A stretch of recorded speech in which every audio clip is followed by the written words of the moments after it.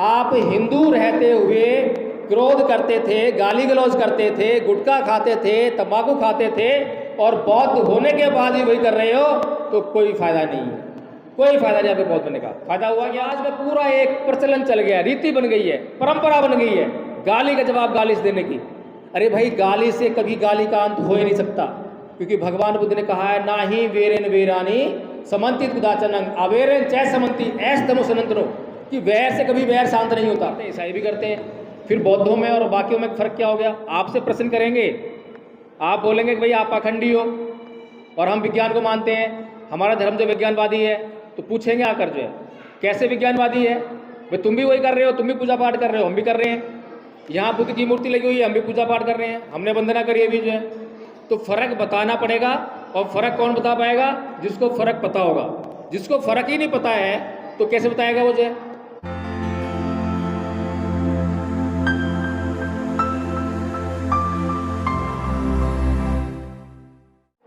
तो नमो तस्य भगवतो अरहतो सम्मा सम्बुद्धस्य का अर्थ क्या होगा कि मैं उन सम्यक संबुद्ध को नमन करता हूँ जिन्होंने अपनी 6 इंद्रियों पर पूरी तरह से नियंत्रण स्थापित करके अपने भीतर से काम, क्रोध, मोह, लोभ, द्वेष, तृष्णा, ईर्ष्या, राग इत्यादि सभी विकारों को निकाल बाहर कर दिया है और अपने चित्त को परिशुद्ध कर लिया है।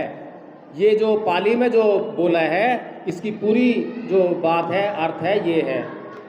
लेकिन हम जो है नमन करके रह जाते हैं कि मैं नमन करता हूँ, नमन करके काम चल रहे। बताना पड़ेगा किसको नमन कर रहे हो। हर किसी को नमन करते हो क्या? कोई ऐरे गहरे चलते को नमन करते हो क्या? कोई दारू पी के पड़ा हो नमन करते हो क्या? किसी अच्छे आदमी को नमन करते हो, जिसको तुम गुणी जन समझते हो, जिसका तुम सम्मान करते हो, उसको नमन करते हो। तो भगवान बुद्ध का सम्मान पूरी दुनिया करती है। दुनिया में कोई ऐसा आदमी नहीं है जो भगवान बुद्ध की बात से इनकार कर सके, इसलिए भगवान बुद्ध को नमन किया जाता है। तो अभी अगर हमें वो दवाई अगर हमारे पास ना हो तो क्या दवाई खा पाएंगे हम? ये कार्यक्रम जो है भाषण का कार्यक्रम नहीं है। भाषणबाजी करनी होती तो हमने एक लिस्ट बना के लाते। मुख्य अतिथि जी बैठे हुए हैं, डॉक्टर देशराज जी, दिल्ली में बहुत बड़े डॉक्टर हैं, और मुख्य अतिथि भी आपसे इंटरेक्ट ही करेंगे। उन्हें पता है कि ये कार्यक्रम जो है बहुत मुश्किल कार्यक्रम है, आसान कार्यक्रम नहीं है। आप लोगों को समझा पाना बड़ा मुश्किल है, अब तक नहीं समझे। कारण मैं ये समझता हूँ कि अब तक आप लोगों के बीच में ऐसा प्रोग्राम नहीं आया कि जहाँ पर शिक्षा की बात हो। अब तक जो हमने शिक्षा की जो बात की है, क्या शिक्षा की बात की है? बाबा साहेब का नारा क्या है? शिक्षित बनो, संगठित रहो, संघर्ष करो, यही सुना है ना। लेकिन ये नारा जो है बाबा साहेब की जो असली बात है उससे अलग है। बाबा साहेब ने कहा अंग्रेजी में एजुकेट, एगिटेट एंड ऑर्गेनाइज, 3 बातें कही। अगर हम इसका हिंदी में अर्थ लें तो क्या आएगा? एजुकेट का मतलब क्या होता है? शिक्षा हो गया, मान लो, चलो ठीक है, लेकिन वो वर्ब है, जो समझते हैं वर्ब है, वो शिक्षित करने के लिए बोल रहे हैं, शिक्षित होने के लिए नहीं बोल रहे। शिक्षित होने में एक स्वार्थ है कि मैं शिक्षित हो जाऊं, चाहे दुनिया गला काटूं मैं शिक्षित हो जाऊं, दुनिया उधार लूं चाहे वापस से करूं मैं शिक्षित हो जाऊं। काय के लिए शिक्षित हो जाऊं? नौकरी करने के लिए। नौकरी करने के बाद क्या करूंगा? अपना और अपने परिवार का पेट पालूंगा। समाज क्या भाड़ में। शिक्षा किस लिए ली मैंने? अपने लिए। लेकिन जिस शिक्षा की बात बाबा साहेब कर रहे हैं वो शिक्षा जो है अपने लिए नहीं है, वो समाज के लिए है कि मैं शिक्षित हो जाऊंगा तो समाज में वापस आऊंगा, समाज के लिए काम करूंगा, समाज को शिक्षित करने का काम करूंगा। तो बाबा साहेब कहते हैं एजुकेट, शिक्षित करो, शिक्षित बनो नहीं कहते, शिक्षित करो। दूसरा क्या है? एगिटेट। एगिटेट का मतलब क्या होता है? जो पढ़े लिखे जानते होंगे। एगिटेट का मतलब क्या है?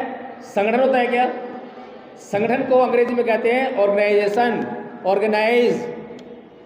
बाबा साहेब ने ऑर्गेनाइज तो नहीं कहा, बाबा साहेब ने कहा एगिटेट। एगिटेट क्या होता है? आंदोलित करो। क्या बोला? आंदोलित करो। आंदोलित करना क्या होता है?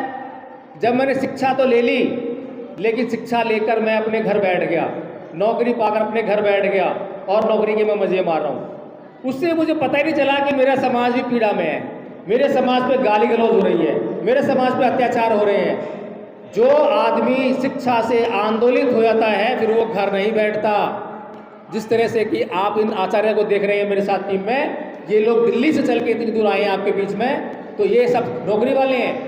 डॉक्टर देसराज सरकारी नौकरी करते हैं, पीछे हमारे सीआरपीएफ में नौकरी करते हैं, मास्टर जी बैठे हैं यहाँ पर खड़े हैं, वो टीचर हैं। तो ये लोग जो है एगिटेट हुए हैं, शिक्षा प्राप्त उन्होंने भी की है, लेकिन शिक्षा का जो असली मकसद जो बाबा साहेब ने बताया वो इन्होंने हासिल किया। इन्होंने क्या करा? आंदोलित करो। तो आपको आंदोलित करने आए हैं, आपका जो जमीर है उसको जगाने आए हैं कि कब तक ये जुल्म और अत्याचार सहोगे, कब तक अपने आप को नीच कहोगे, कब तक उन लोगों के साथ में आप जो है उठक बैठक करोगे या बातचीत करोगे जो आपको नीच कह रहे हैं। मुझे कोई गाली दे और मैं फिर भी उसको जो है कुछ ना कहूँ, ना तो उससे गाली का मतलब पूछूं भाई गाली क्यों दे रहा है, बस गाली सुनता जाऊं और उस गुलामी करता जाऊं, ये कौन सी व्यवस्था हुई? भाई गाली दे रहा है, हो सकता है मेरी गलती हो, बता तो दे। तो इसीलिए बाबा साहब ने दूसरी बात कौन सी कही कि आंदोलित करो। तीसरी बात कौन सी कही? ऑर्गेनाइज। और हमने क्या निकाला मीनिंग उसका हिंदी में? संघर्ष करो। हमारे लोगों को कुछ भी बोल दो तो जय जय जय जय भीम चिल्लाओ, उसके बाद कुछ भी करवा लो, ऐसा ही है ना? ये अप्लाई नहीं करते हैं। तो ऑर्गेनाइज कब आया? तीसरा आया कि संगठित करो, बनो मत, संगठित करो। संगठित करने की जब भावना आएगी दिमाग में, जब प्लानिंग आएगी तो संगठित करोगे। संगठित होना, मैंने 4-5 लोग जोड़ लिए, संगठन बन गया, चल गई संस्था, तो वो संगठन हो गया। लेकिन ये संगठन नहीं बनाना है, संगठित करो। आपके बीच में आपको इकट्ठा करना है, क्योंकि बाबा साहेब ने क्या करा? हमें वोट का अधिकार दिया, लेकिन हमारा वोट कहाँ जा रहा है? हमारा वोट हमारे ही खिलाफ जा रहा है। तो इस वोट को सही जगह पर देने के लिए आपको क्या करना पड़ेगा? संगठित करना पड़ेगा, करना पड़ेगा ना। तो इसीलिए बाबा साहेब ने कहा संगठित करो, संघर्ष करो नहीं कहा। क्यों नहीं कहा? बाबा साहेब ने संघर्ष करो नहीं कहा। अगर संघर्ष करो की अंग्रेजी करेंगे तो उसका मतलब होता है अंग्रेजी में स्ट्रगल। स्ट्रगल होता है ना। मैं जो कह रहा हूँ, झूठ बोल रहा हूँ, तो पढ़े लिखे समझदार आदमी बता सकते हैं मुझे कि मैं सही बोल रहा हूँ या झूठ बोल रहा हूँ। तो बाबा साहेब ने संघर्ष करने के लिए बोला नहीं। क्यों नहीं बोला? क्योंकि जब आप अपना लक्ष्य तैयार कर लेते हो तो संघर्ष अपने आप आता है। जब आपने घर से सोच लिया कि मुझे दिल्ली जाना है, तो जब घर से निकलोगे तो रास्ते में बस मिलेगी नहीं मिलेगी, रास्ते में बस मिलेगी तो पंचर हो गई, आप लेट हो गए, धूप पड़ रही है, सर्दी पड़ रही है, गर्मी पड़ रही है, सबसे जूझते हुए आपको दिल्ली जाना पड़ेगा। तो कोई कहने नहीं आएगा संघर्ष करो, संघर्ष तो आपको अपने आप करना पड़ेगा। इसीलिए बाबा साहेब ने संघर्ष करने के लिए नहीं बोला, संगठित करने के लिए बोला है। 3 बातें इतनी महत्वपूर्ण थी। तो बाबा साहेब ने ये बातें और कहाँ से ली? बुद्धं शरणं गच्छामि, ज्ञान की शरण में जाओ, प्रज्ञावान बनो, अपने भीतर की जो बुद्धि है उसको जागृत करो। धम्मं शरणं गच्छामि, आंदोलन की बात की। धम्म क्या है? बदलाव। जैसा पहले थे वैसा नहीं रहोगे, क्रांति होगी, परिवर्तन होना चाहिए। आप हिंदू रहते हुए क्रोध करते थे, गाली गलौज करते थे, गुटखा खाते थे, तंबाकू खाते थे, और बौद्ध होने के बाद ही वही कर रहे हो, तो कोई फायदा नहीं है, कोई फायदा नहीं आपके बौद्ध बनने का। फायदा हुआ क्या? बताओ। आपके पति हिंदू थे तब भी शराब पीते थे, बौद्ध बन गए तब भी शराब पीते हैं, तो फायदा क्या बौद्ध बनने का? तो इसीलिए धम्मं शरणं गच्छामि की आंदोलन होना चाहिए, परिवर्तन होना चाहिए। अगर हमारे जीवन में परिवर्तन नहीं होगा तो उसका कोई फायदा नहीं है धम्म का। फिर संघं शरणं गच्छामि, देन ऑर्गेनाइज करने के लिए बोला बाबा साहेब ने, है ना। तो इस तरह से हम लोगों ने ये विचार किया कि आप लोगों के पास धम्म इसलिए नहीं जा पा रहा है क्योंकि धम्म को बताने वाले लोग नहीं हैं। बाबा साहेब डॉक्टर भीमराव अंबेडकर ने 19 जुलाई 1954 को कुछ लिखा, और उसमें क्या लिखते हैं कि भारत को बौद्ध में करना है, भारत को बौद्ध में करना है, तो कैसे करना है? तो उसकी पूरी प्लानिंग उन्होंने लिखी उसमें कि कैसे करना है। तो उसमें वो लिखते हैं अंग्रेजी में ले प्रीचर्स बनाने पड़ेंगे। ले प्रीचर्स, ले प्रीचर्स होता है साधारण प्रशिक्षक, जिसको हिंदी में लोगों ने कर दिया बौद्धाचार्य। बौद्धाचार्य का जब आया ना वो वहीं से आया, लेकिन ले प्रीचर्स का मतलब हिंदी में बौद्धाचार्य होगा। मैं इस पर ज़्यादा जोर नहीं दे सकता, लेकिन हम लोगों ने धम्माचार्य का कंसेप्ट शुरू किया। जो आप देख रहे हैं हमारे आचार्य जो हैं ये सारे धम्माचार्य हैं। धम्म का अध्ययन करके जो जो हमने सिलेबस तैयार किया है उसका अध्ययन किया, इन्होंने सीखा उसको, और उसके बाद जो है आपके बीच आकर आपको सिखाने का काम कर रहे हैं। तो प्रथम वर्ष का जो कोर्स है इन्होंने कंप्लीट कर लिया है, इसलिए इनको प्रथम वर्ष का धम्माचार्य हमने बना दिया है। अब प्रथम वर्ष का कोर्स आप इनको जहाँ भी बुलाओगे, आप अपने गली में, मोहल्ले में, गांव में जहाँ बुलाओगे, कहोगे कि भाई इन लोगों को सिखा दो। यहीं पर अगर आज जैसा आप बैठे हो, अगर एक दिन यहाँ बैठे रहोगे तो एक दिन में मैडम खड़ी हुई है यहाँ पर, जो सुमन जी, आचार्य सुमन जी हैं, ये आपको एक दिन में जो है वंदना सिखा देंगी, एक दिन में आपको धम्मपद की गाथा सिखा देंगी। आपको सिखाने का काम जो है धम्मपद संघ करेगा। ये जिम्मेदारी जो है धम्मपद संघ ने ली है। धम्म खाली चिल्लाने भर से कि मैं बौद्ध हूँ, बौद्ध हूँ, बौद्ध हूँ, बौद्ध नहीं हो जाओगे। जिस दिन तुम बौद्ध हो जाओगे उस दिन तुम्हें जो है समझ में आने लगेगा कि मैं दूसरों से अलग हूँ, लेकिन अभी तो पता ही नहीं चल रहा कि मैं अलग कैसे हूँ। कुछ परिवर्तन नहीं है। जिस प्रकार से हिंदू लोग, अगर मैं किसी हिंदू को गाली दूँ तो पलट के क्या करेगा, वो गाली देगा ना, वो मुझे गाली देगा, थप्पड़ भी मार सकता है, झगड़ा भी कर सकता है, जो भी कर सकता है वो करेगा। ऐसा ही बौद्ध भी कर रहे हैं, ऐसे कर रहे हैं ना। तो बौद्धों को भी कोई गाली तो क्या कर देंगे, वो भी गाली देते हैं पलट के, आप लोग सभी गाली करते हैं, तो कोई फर्क नहीं हुआ।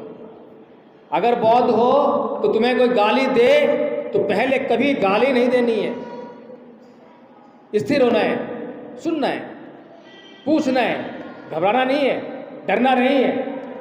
डर गए तो फिर कायर हो जाओगे। डरना नहीं है, पूछना है कि भाई साहब आपने मुझे गाली क्यों दी, हो सकता है मुझसे कुछ गलती हुई हो, इसीलिए गाली दी, इसीलिए गुस्सा हो रहे हो, है ना, इसीलिए गुस्सा हो रहे हो। तब वो बताएगा कि भाई तूने ये गलती की है, इसलिए मैंने तेरे को गाली दी है, क्षमा मांगो। भाई साहब बड़ी भारी गलती होगी मुझसे, मुझे क्षमा कर दीजिए। फिर आगे बात बढ़ेगी क्या?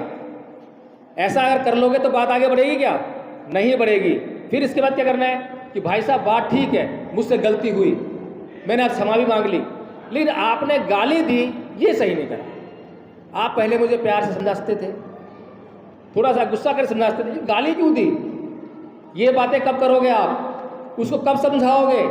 अभी तो हम क्या कर रहे हैं कि कोई गाली दे रहा है, हम भी गाली दे रहे हैं। समाज में पूरा एक प्रचलन चल गया, रीति बन गई है, परंपरा बन गई है गाली का जवाब गाली से देने की। अरे भाई गाली से कभी गाली का अंत हो ही नहीं सकता, क्योंकि भगवान बुद्ध ने कहा है, ना ही वेरेन वेरानी समन्तित कुदाचनंग अवेरेन चै समन्ति ऐस तनो सनंतनो, कि वैर से कभी वैर शांत नहीं होता। तो भगवान बुद्ध के धम्म की हम बात कर रहे हैं कि हम जो है बौद्ध हो गए, बौद्ध हो गए। कहाँ से बौद्ध हो गए? किसी भी एंगल से बौद्ध दिखाई नहीं दे रहे।